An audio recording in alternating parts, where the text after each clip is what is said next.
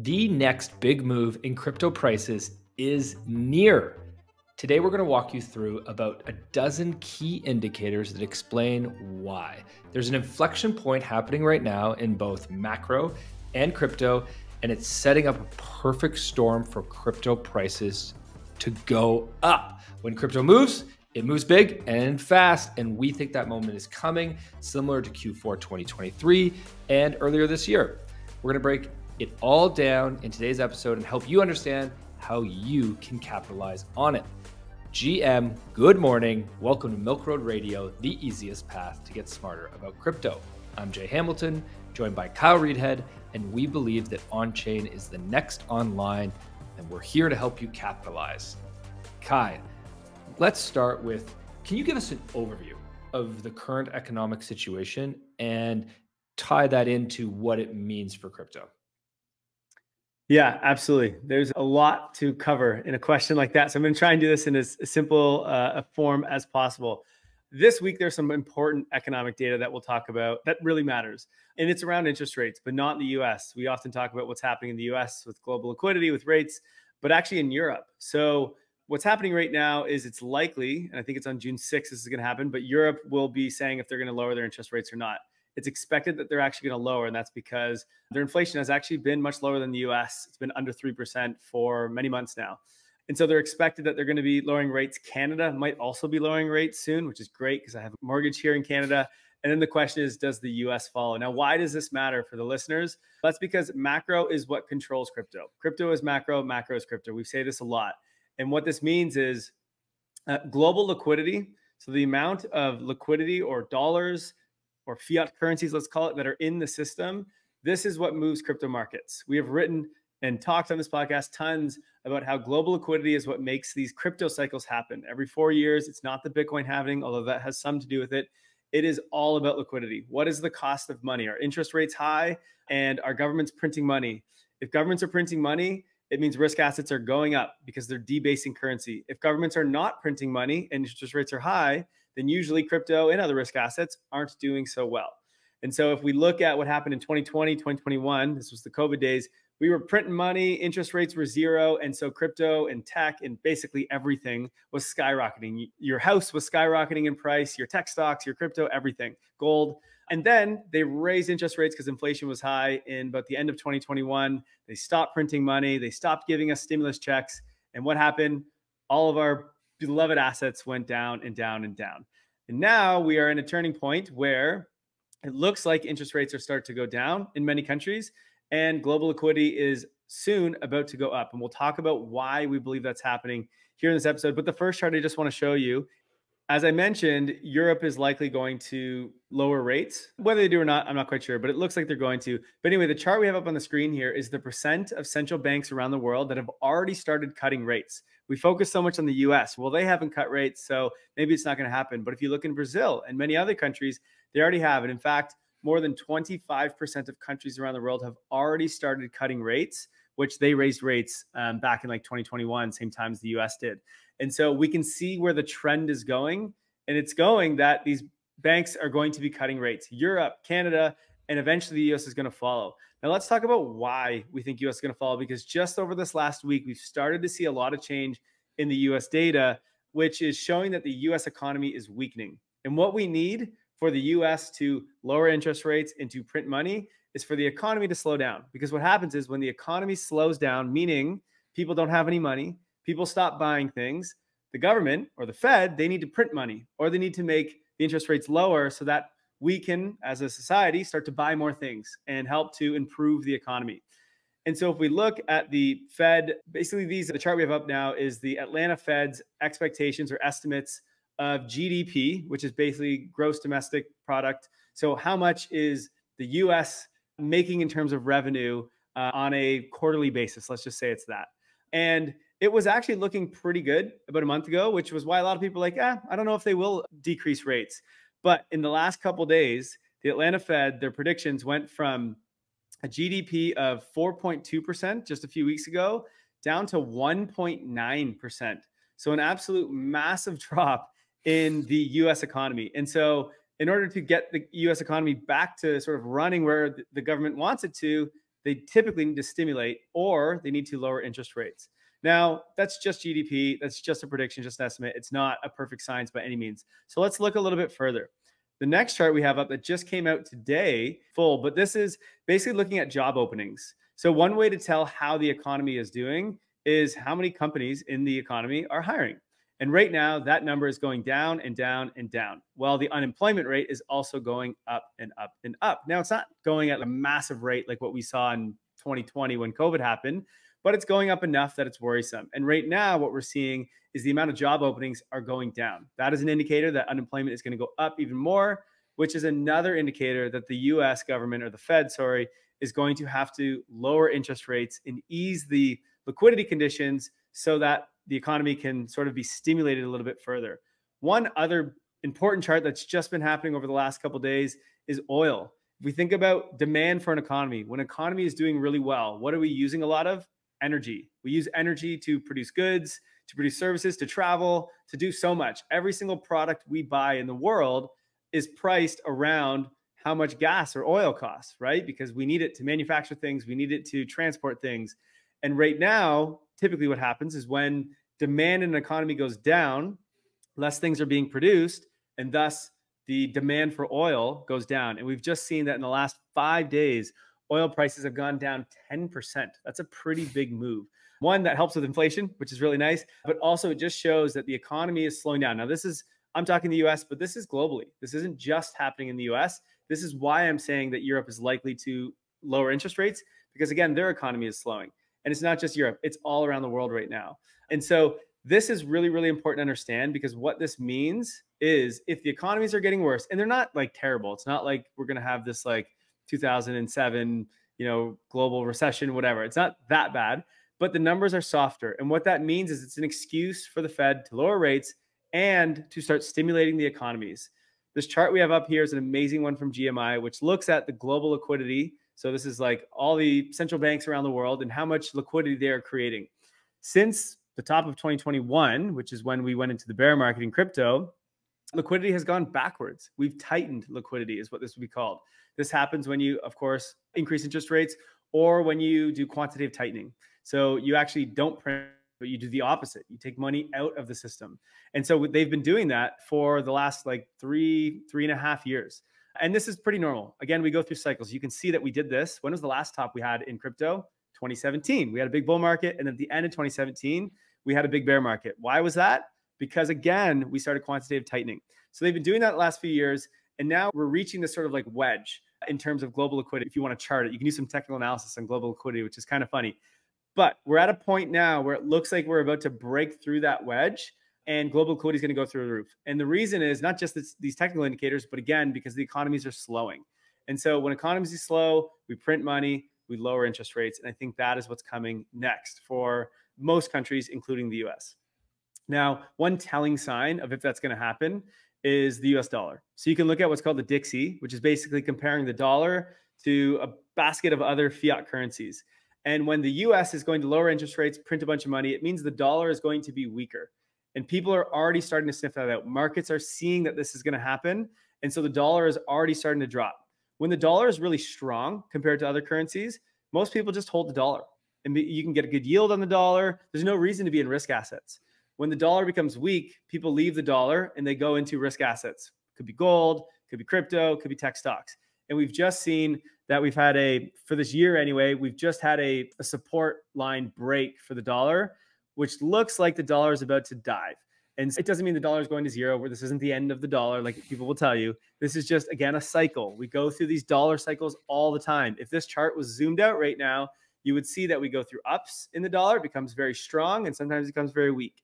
And right now we're about to go through a phase, probably for the next year or two, where the dollar weakens versus other currencies. And thus, risk assets tend to do very, very well in those moments in time. And there's one more major event that's happening this year, which is the election. How does the election play into this macro environment that you're sharing with us? Yeah. So people are like, well, maybe it's not now, maybe it's later, maybe it's next year that this all happens. And I think the one sort of hook to that is, well, we're in an election year. And when you look at election years, so the chart we have up on the screen right now is looking at all the election years since 19, and it is a very, very bullish year for markets. We're looking at the S&P 500 in this instance. And the reason why it's a very bullish year for markets is because it's usually a very bullish year for global liquidity. And the reason is the government that is in power at the moment, they want their citizens to be very happy. And so what do they do during election years? They forgive debt, they print money, they give stimulus checks, they do a bunch of things to make people happy. They hand out candy. And this happens all the time. And so when you're trying to figure out, is the macro going to change now or later? It's pretty obvious, at least historically looking, that it's going to be now, because this is just what happens in election years. So there's a lot of things all accumulating together at the same time, showing, hey, it's time that macro is about to be a tailwind for crypto and not a headwind at this point. So to summarize the macro situation, Kai, to really simplify it down, we've got interest rates are being reduced. We're seeing it likely already happening and expected to happen more. We've got jobs data is bad, which is going to lead to a need to stimulate the economy again. We've got oil prices that are coming down very quickly, as you said recently. We've got liquidity cycle that's looking like we're going into a period of printing more money. We've got the dollar, the US dollar, that is dropping, which always is an indication that, hey, it's time to move out of the US dollar and move into high risk assets. And to top it off, cherry on top, is it's also an election year. Did I summarize that well? Anything that we missed there? Perfect. And the key word you said was the jobs numbers and the other numbers look bad, but not terrible. It's not 2007. It's not 2000, right? We're not going into a big depression. It's a soft numbers, meaning they look bad, but not terrible.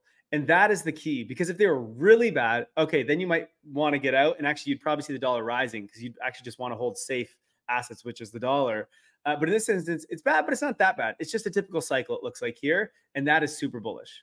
Fantastic. Okay. So that's the macroeconomic situation.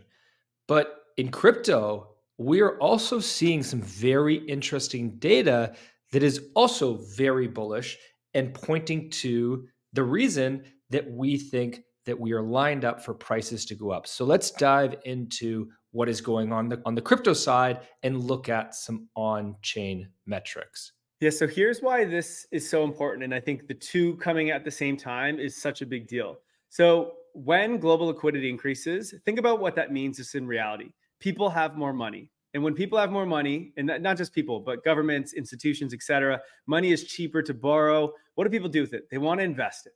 Now, where are they going to put it? Well, they want to put it usually these days is in technologies, but they want to put it in technologies that are actually growing, that have adoption, that show really good potential. And so when you look over at the crypto world right now, there is some really, really good signs. And the first is what Jay has up on the screen here, which is active addresses in crypto at all-time highs ever. We are currently sitting about 43 million on-chain users. That is incredible. And this number is skyrocketing right now. So at a moment where, hey, it's been a little bit bearish in the macro for a while, but that's changing. And people are going, hey, where should I park my money now? Well, look at, you have this newer technology that is at all-time highs in active addresses. That is a really big deal. Now, users is important, but what's even more important to me is applications. Developers actually building in this technology, because that is your, obviously you can have a bunch of users, but if there's no applications, there's nothing to do, those users are going to leave pretty quickly, right? And so what we need to see is, are people building in this space? And what we can see right now, if we look at the verified smart contracts in crypto at the moment, we hit all-time highs 2 months ago. Last month, we were still really high, not an all-time high, but a little bit behind the previous month. But either way, this is just a trend upwards. And it has been up, up, up. We had a bit of a dip over the last year while we were in sort of like the bear market. And now we're sort of skyrocketing upwards again. So this is a very bullish signal that, hey, more applications, more developers are coming, and they're improving this technology. And that is super, super important to understand. Okay, so it's great to see the conditions that are happening on chain in terms of users and applications. That's super exciting, points to a lot of bullish signals. But that's not the only thing that we're looking at when we look at key indicators on chain. What else are you seeing on chain that makes you bullish right now? Yeah, so we've got the tailwinds of macro. We've got the activity in the ecosystem of crypto that is basically at all-time highs everywhere. But the other thing you need to look at is the asset itself. right? So crypto assets, are they also setting up for a bullish pattern or a bullish trend? And one of the best ways to do that is just to look at the supply demand side. We've talked a lot about this, I guess, on the podcast, but mainly in our pro reports. But one thing you can look at right now is a very popular metric to look at is how much Bitcoin or ETH is on exchanges, so centralized exchanges. Generally, what happens is in a very bullish time, what you see is whales are accumulating and they're pulling Bitcoin or ETH off exchanges, and they're just like holding it in their, I don't know, their ledger or their Trezor or whatever. They're holding it on chain, not in exchanges. When these assets move to centralized exchanges, and especially when it happens, there's a lot of it, that generally means that they're going to sell into fiat. And so that's a time where you should be scared and you want to get out. You'll often see at the tops of cycles, a lot of crypto will move on to centralized exchanges. Right now, what we're seeing is one of the fastest removal of Bitcoin and ETH off exchanges that we've seen in a really long time. So on Bitcoin, it's really picking up. We haven't been this low on exchanges since I think around like 2018, which is pretty good. But ETH is the one here that just recently, especially with the ETH ETF approval that we heard, was it last week or the week before? Have actually seen the biggest removal of ETH off exchanges that we've seen in, I don't know, I think a couple of years. So it's a massive amount. I think we had 800,000 ETH in just 1 week, which is pretty incredible. And so that is just falling off a cliff, which really helps on the supply side of these assets. And so again, the demand side comes from the liquidity that we just talked about. The supply side is looking really good. And I'm not even getting into the details of how much ETH is being staked or used in DeFi. I'm not going to get into all of that. But there is a really bullish setup happening right now in crypto. Okay, so zoom out. Given all of this bullish setup, all these indicators coming together, what is going to happen next and when? Yeah, it's a good question. It's tough to figure out exactly when. What I would say is don't try to time the exact moment. The key thing, and you said at the very beginning, which is when crypto moves, it moves fast and it moves really big. So if you look at the chart of crypto, it's like there's a few days out of the year where this thing just rips and it goes up 10, 20%. We just had one with ETH when the ETF was approved. It went up 20% in one freaking day, right? If you missed that day, if you were not allocated for whatever reason, you were trying to time the market or something, and you missed that one piece of news, you missed a massive move, right? So it's very important with crypto when you see these moments coming, these inflection points. And we actually called this back in, I think it was October of 2023, where we saw the same sort of inflection point happening. We said, look, guys, this is coming. We don't know if it's today, if it's tomorrow, if it's a week, if it's a month. We're not actually sure, but now's the time to be allocated. It's the lowest risk reward, or the highest risk reward, I guess you can find right now. And I think we're at that moment now. Does it happen today? Does it happen next week? In a month? I'm not sure. The one thing I do know is the ETH ETFs are likely to be approved and to go live in some point in June, probably the end of June, let's say, maybe even before. And so that's likely to drive a lot of demand. And if that happens at the same time as interest rates get cut, or like macro really starts to break and everyone's sort of realizing what's going on here, it's going to move, and it's going to move really fast. Just looking, we've been talking about this for the last week of doing an episode of like, is this inflection point happening? Just today on Twitter, everyone seems to be catching up onto this. Prices have already moved a lot as we're recording right now. And so maybe we're catching on. It doesn't look like in the technicals, we haven't like broken through anything yet. So it's not like it's confirmed. So it could still be weeks, could even be months. Sometimes summers tend to be slow times for assets. However, again, remind you, this is an election year. And so anything can happen in an election year. And so don't try to get too pretty with this and time it. I think now's the time to be fully allocated. And when I say fully allocated, I don't mean go all in. You should have a rainy day fund of some dollars with you as well. You never know if your AC breaks or your car breaks down. You don't want to be a forced seller, but you definitely want to be fully allocated in terms of your investment portfolio at this moment. I think we're going to see some fireworks take off in the next few weeks here. And if you want to know what you should be fully allocated in, you can go listen to a previous episode where we talk about the Milk Road Pro portfolio and where we are allocating our assets right now. Or you could subscribe to Milk Road Pro by hitting the link in the show notes and get access to our full portfolio with a full breakdown of the 12 assets that we are holding on to and percentage of each in our portfolio. Kyle, thanks so much for breaking this all down for us today and leading it through it. It's a good time to be in crypto, that's for sure. Excited and very much pumped up by all your bullish spirit for all of us. Before we head over to the, in case you missed it in today's news, I want to know which of these key indicators you want us to talk about more on this podcast. This podcast is for you, our listeners. So in today's poll, you're going to see a list of all these key indicators that we talked about. Curious which ones you want us to dive into more. So let us know on YouTube or on Spotify, wherever you're listening, which key indicator you want to hear more about. And Kai, I'm going to let you go, but stick around for the in case you missed it of today's top news. In case you missed it, Australia welcomes its first spot Bitcoin ETF, IBTC, launching on the Cboe Australia exchange on June 4th. This ETF, managed by Monochrome Asset Management, allows direct Bitcoin holding with offline storage adhering to Australian custody regulations. Now, this is the interesting part. Unlike US counterparts, IBTC allows in-kind redemptions and signals a growing acceptance of crypto investments within Australia.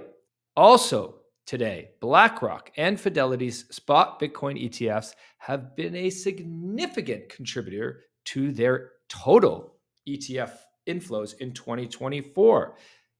They shared data showing that BlackRock, their Bitcoin ETF, accounted for 26% of all of their ETF flows so far this year, and Fidelity's Bitcoin ETF accounted for 56% of their ETF flows. Now, the largest ETF company in the US is Vanguard, which still does not have a Bitcoin ETF, but we know that they have recently brought on a new CEO who is crypto friendly. So you can bet that that might be coming, and the Bitcoin ETF inflows should be continuing. Another bullish setup for all of us. Thanks so much for listening in, everybody. We'll see you tomorrow. Thank you for listening to Milk Road Radio, the easiest path to get smarter about crypto. If you like this episode, share it and hit subscribe or follow so you don't miss out on the next one. There's also a link in the description to our free 5-minute daily newsletter where we simplify crypto for you while making you laugh. And if you're willing to step up your crypto investing game, then we'll leave a link to Milk Road Pro as well, your #1 resource to help you invest successfully in crypto. One final note, this podcast is for educational purposes only, and nothing we say is financial advice. Crypto is risky, so you should never invest more than you're willing to lose. Thank you, friends, and we'll see you in the next one.